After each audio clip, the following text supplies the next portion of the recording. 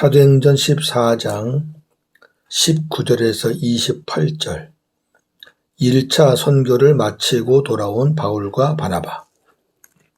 유대인들이 안디옥과 이고니온에서 와서 무리를 충동하니 그들이 돌로 바울을 쳐서 죽은 줄로 알고 시외로 끌어내치니라.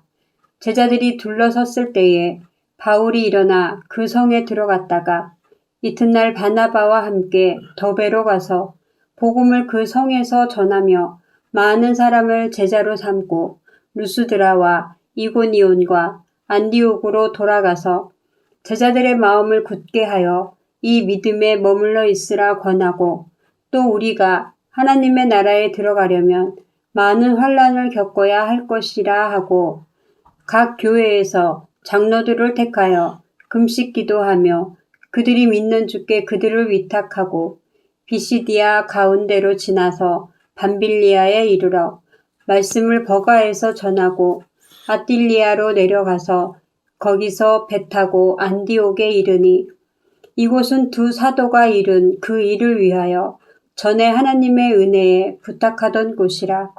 그들이 이르러 교회를 모아 하나님이 함께 행하신 모든 일과 이방인들에게 믿음의 문을 여신 것을 보고하고 제자들과 함께 오래 있으니라. 아멘. 말씀의 주제, 바울을 돌로 쳐내치는 유대인들. 1차 선교를 마치고 안디옥으로 돌아온 바울과 바나바. 선교 보고하는 바울과 바나바입니다. 19절에서 20절 바울을 돌로 쳐내치는 유대인들.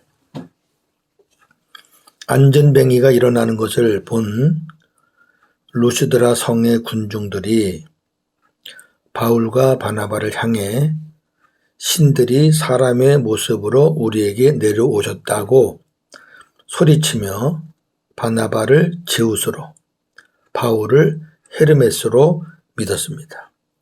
이들이 두 사도에게 경배하려고 할 때 바울과 바나바는 군중들에게 내려가서 설득시키고 하나님의 복음을 전하며 제사를 드리지 못하게 겨우 말렸습니다.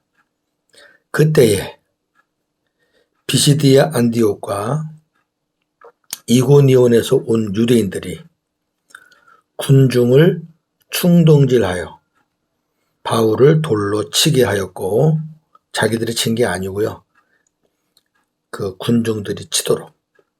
사탄은 꼭 그렇게 한다 그랬죠. 바울이 죽은 줄 알고 그를 성 밖으로 내쳤습니다. 그러나 제자들이 바울을 둘러 섰을 때 하나님께서 바울을 살리셨죠. 그가 깨어 일어나 성에 들어갔다가 이튿날 바나바와 함께 더베로 떠났습니다. 조금 전까지만 해도 바울과 바나바를 제우스와 헤르메스 신으로 받들어 제사를 드리려고 했던 자들이 이제는 다른 도시에서 온 유대인들의 충동에 넘어가 손에 돌을 들고 바울을 죽이려고 돌로 쳤습니다. 우리는 여기서 참으로 변덕스러운 인간들의 모습을 보게 됩니다. 잘못된 기대와 흥분이 실망으로 바뀌면 증오와 배신으로 나타나게 됩니다. 그러니까 신인 줄 알았는데 인간이라 그러니까 실망한 거죠. 거기다가 이제 다른 데서 와서 막 충동질을 시키니까 저 사람들도 나쁜 사람이다. 이렇게 하니까 이제 이런 일이 벌어지는 거죠. 자, 예수님 때를 한번 보겠습니다. 호산나를 부르며 예수님의 입성을 환호했던 예루살렘 성의 군중들이 종교 지도자들의 충동질에 의해 불과 며칠 후 예수님을 십자가에 못 박으라고 소리쳤습니다. 며칠 상관이에요. 요한복음 12장 12, 13. 명절에 온 큰 무리가 예수께서 예루살렘으로 오신다는 것을 듣고 종려나무 가지를 가지고 맞으러 나가 외치되 호산나 찬송하리로다. 주의 이름으로 오시는 이 곧 이스라엘의 왕이시여 하더라. 아멘. 이랬잖아요. 종려주일에. 근데 불과 며칠 후에 마가복음 15장 11절에서 13절. 대제사장들이 무리를 충동하여 도리어 바라바를 놓아달라 하게 하니 빌라도가 또 대답하여 이르되 그러면 너희가 유대인의 왕이라 하는 이를 내가 어떻게 하랴. 그들이 다시 소리 지르되 그를 십자가에 못 박게 하소서. 아멘. 자, 한 입으로 이렇게 두 말을 하는 거예요. 인간이 그래요. 변덕스럽죠. 자, 이들을 충동질한 유대인들은 바울이 비시디아 안디옥과 이고니온에서 복음을 전할 때 바울을 박해하며 쫓아냈던 자들입니다. 그럼 그 안디옥에서 이 루스드라까지 거리가 약 160km입니다. 교통이 그렇게 발달하지 않았을 때 160km예요. 굉장히 먼 거리입니다. 이 먼 거리까지 쫓아온 거예요. 그냥 자기 도시에서 쫓아낸 걸로 끝난 게 아니라 주기가 또 일을 가는 거죠. 여기서 우리는 사탄의 정체와 사악함을 볼 수 있습니다. 그게 마귀입니다. 21절에서 26절 1차 선교를 마치고 안디옥으로 돌아온 바울과 바나바. 바울과 바나바는 더베에서 복음을 전하여 많은 사람을 제자로 삼고 더베를 떠났습니다. 바울과 바나바는 더베를 떠나 자기들이 복음을 전했던 루스드라, 방금 그 돌에 맞아서 죽을 뻔했던 곳이에요. 그리고 이고니온, 그리고 비시디아 안디옥으로 돌아가요. 다 들려요. 그러니까 왔던 순서와 반대로 그대로 가는 겁니다. 가서 제자들의 마음을 굳세게 해주고 믿음에 머물러 있으라고 권면하였습니다. 그리고 우리가 하나님의 나라에 들어가려면 많은 환난을 겪어야 할 것이다. 이렇게 말하고 그들을 위해 각 교회에서 장로들을 선택하고 금식 기도하면서 그들이 믿는 주님께 그 장로들을 맡기고 이곳을 떠났습니다. 그러니까 장로들이 주님을 믿는 믿음이 있기에 그들이 믿는 그 주님께 맡기고 떠났다. 왜? 어차피 바울은 떠나야 되니까. 바울과 바나바는 비시디아 안디옥을 떠나 비시디아를 지나서 밤빌리아에 이르러 버가에서 말씀을 전하고 아틸리아로 내려가 거기에서 배를 타고 출발했던 안디옥으로 돌아왔습니다. 안디옥은 바울과 바나바가 이루고 돌아온 선교 활동을 위하여 출발하기 전 하나님의 은혜에 맡겼던 곳입니다. 출발하는 곳으로 돌아왔다. 그때도 하나님께 맡기고 출발했는데 하나님이 안전하게 도착하게 하셨다. 그 말이죠. 27절, 28절 선교 보고하는 바울과 바나바. 바울과 바나바는 안디옥에 이르자 교회 회중을 불러 모아놓고 하나님께서 자기들을 통해 행하신 모든 일과 이방인들에게 믿음의 문을 열어주신 것을 보고하였습니다. 바울과 바나바가 갔던 곳은 다 이방 지역입니다. 물론 이방 지역에 가서도 먼저는 유대인들의 회당에 들어가서 유대인들에게 복음을 전했고 그리고 이제 그 다음에 이방인에게 복음을 전했고 그랬습니다. 결국은 극렬하게 반대하던 사람들은 다 그 지역에 있는 유대인들이었습니다. 바울과 바나바는 안디옥에서 제자들과 오랫동안 함께 지냈습니다. 2차 선교 나갈 때까지 거기 머물러 있었던 거죠. 왜? 안디옥이 선교 센터니까. 정리합니다. 바울과 바나바는 1차 선교 여행을 마치고 안디옥으로 돌아왔습니다. 이들의 1차 선교의 여정은 안디옥에서 출발합니다. 수리아 안디옥입니다. 비시디아와 구분하기 위해서 수리아 안디옥. 구브로, 바보, 버가, 그리고 비시디아 안디옥, 이고니온, 루스드라, 더베까지 갔습니다. 여기가 1차 선교 여행의 그 전환점입니다.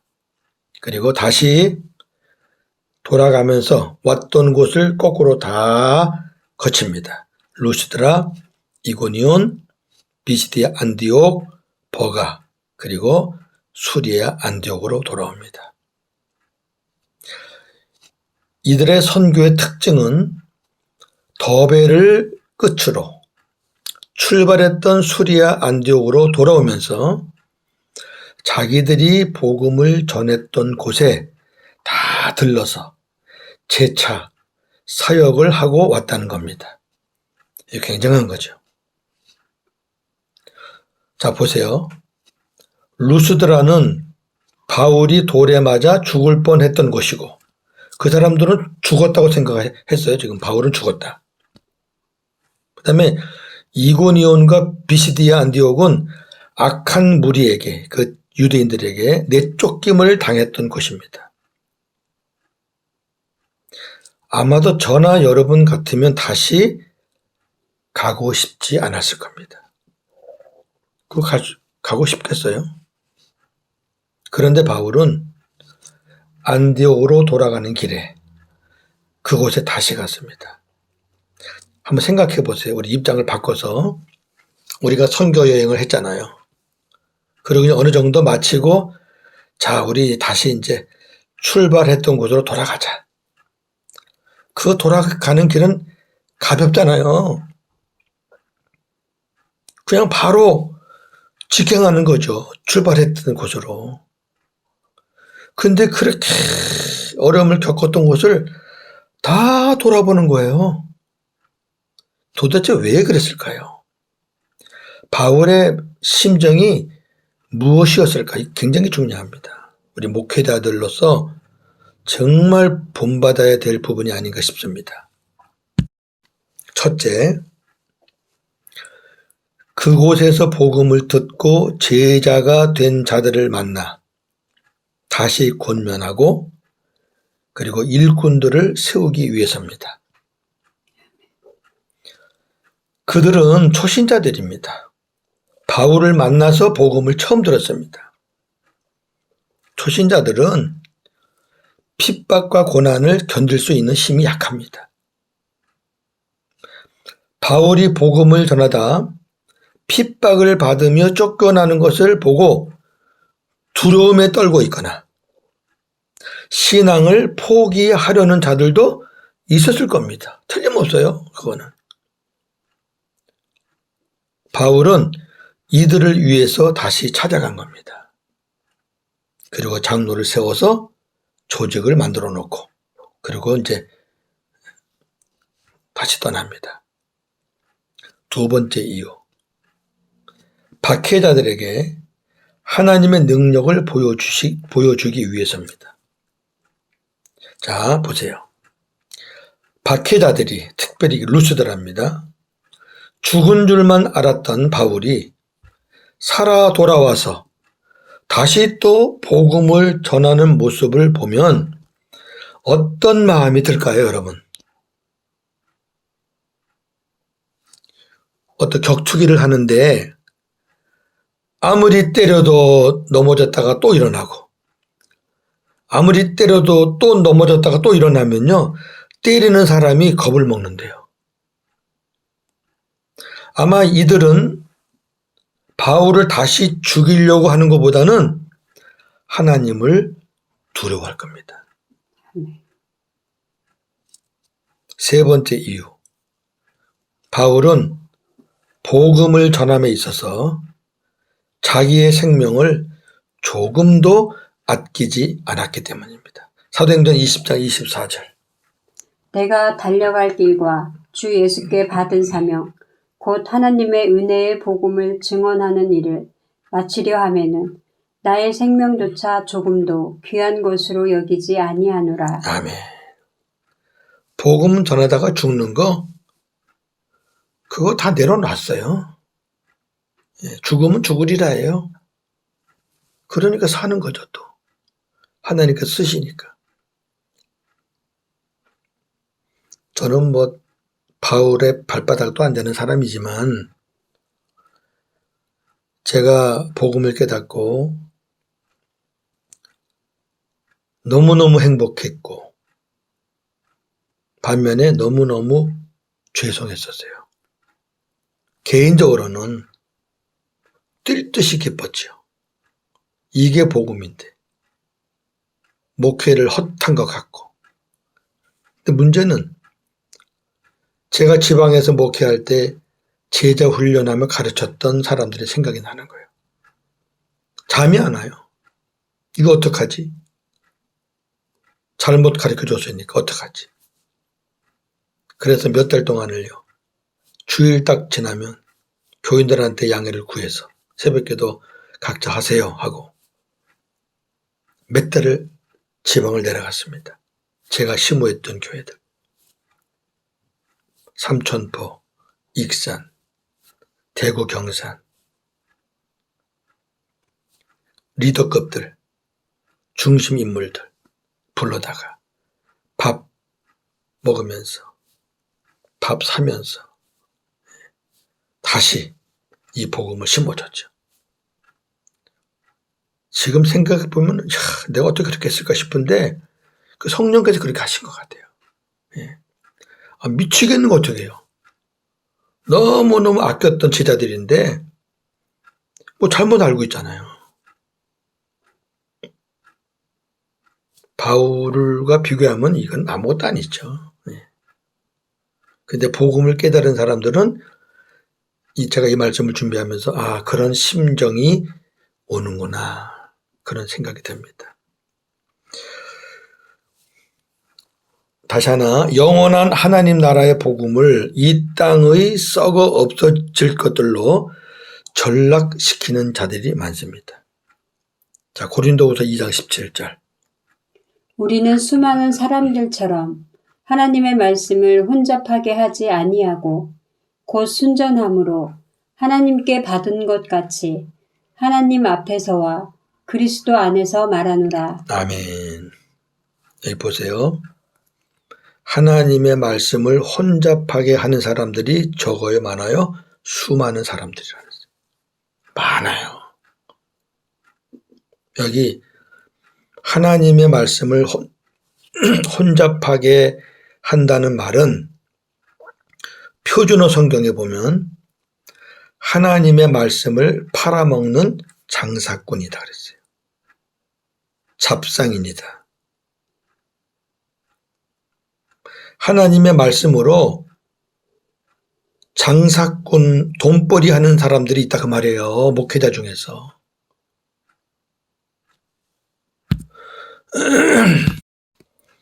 자, 물어볼게요. 예수를 믿으면 세상 만사가 잘 되는 복을 받습니까? 받을 수 있어요. 그런데 그게 진리입니까? 100이면 100, 1000이면 1000 다 받습니까? 그렇게? 그렇다면 오늘 본문 22절에 우리가 하나님의 나라에 들어가려면 많은 환난을 겪어야 할 것이라는 말씀을 어떻게 받아들여야 하나요? 또 바울이 받는 엄청난 고난들을 우리가 어떻게 설명해야 하나요? 왜? 이거는 세상 만사에서 복 받는 게 아니잖아요. 오히려 다 뺏기고 터지고 세상의 눈으로 보면은 이건 만사가 아니라, 만사가 잘 되는 게 아니라 완전히 불통인데, 막히는 건데. 자, 빌립보 1장 29절 보겠습니다. 그리스도를 위하여 너희에게 은혜를 주신 것은 다만 그를 믿을 뿐 아니라 또한 그를 위하여 고난도 받게 하려 하심이라. 아멘. 이 말은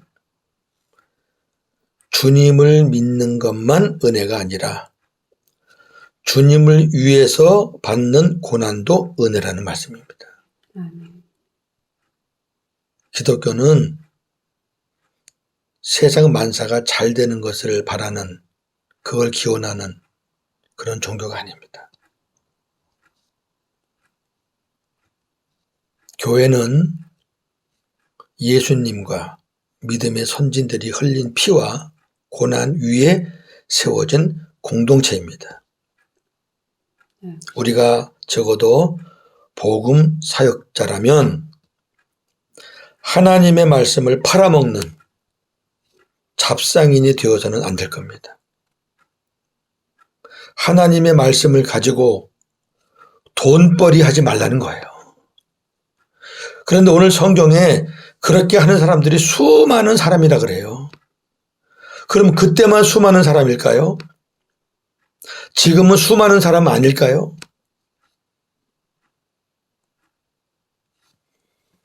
오늘도 복음으로 승리하는 하루가 되어지기를 주님의 이름으로 축원합니다. 아멘. 하나님 감사합니다. 바울과 바나바가 1차 선교 여행을 마치고 돌아오는 길목에 자신이 들렸던 복음을 전했던 곳을 다시 그대로 들려서 권면하고 일꾼 세우고 축복하고 그리고 돌아옵니다. 너무나 아름다운 모습이고 너무나 감동스러운 장면입니다. 참 비교할 수 없지만 오늘날 이와 같은 목회자들, 선교사들 얼마나 있겠습니까? 영혼을 사랑하는 마음 없으면 못하는 일입니다. 죽을 뻔했던 곳입니다. 그러면 가면 또 죽을 수도 있습니다. 그건 모릅니다. 그러나 죽음보다 더 귀하게 여겼던 것은, 죽음보다 더 먼저 생각난 것은 복음으로 탄생한 영혼들이었습니다. 목회자가 영혼에 대한 사랑이 없으면 그게 어디 목회자겠습니까? 그러니까 그런 사람들이 장사꾼이 되고 잡상인이 되는 것 아니겠습니까? 말씀의 은혜를 좀 끼친다는 걸 이유로 목회자가 당연히 해야 되는 기도와 축복을 해준다는 이유로 돈벌이를 합니다. 돈을 많이 주는 교인들을 더 이뻐하고 더 신방가고, 그렇지 않은 사람들은 등한히하고, 이런 자들이 초대교회도 지금도 얼마나 많은지요. 한 영혼에 대한 소중함과 복음이 그 안에 없기 때문에 영혼의 소중함을 인식하지 못하고, 그리고 주님이 자기 안에 함께 계신다는 것을 모르기에 인간적인 잔머리로 그렇게 목회를 합니다. 그리고 껍데기 가지고 목회 성공했다. 하나님 앞에 가면 다 드러날 것입니다. 아버지, 예수님을 따라가는 길은 그렇게 화려하지 않다는 것 저희들 잘 압니다. 그러나 역경과 고난도 합력해서 선이 된다는 것도 압니다. 그래서 우리에게는 은혜도 고난도 다 복인 줄로 믿습니다. 신실한 목회자가 되게 하옵소서. 오늘도 복음으로 승리하는 하루가 되게 하옵소서.